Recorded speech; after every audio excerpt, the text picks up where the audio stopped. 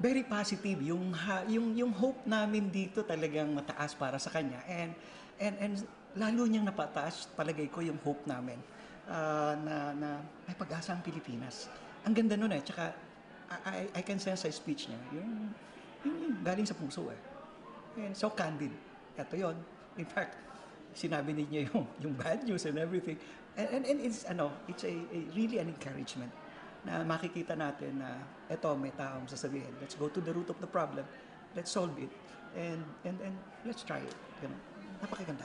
I'm very proud to say na in my 14 years here sa Singapore, dito wala akong nakikita yung bickering and whatsoever.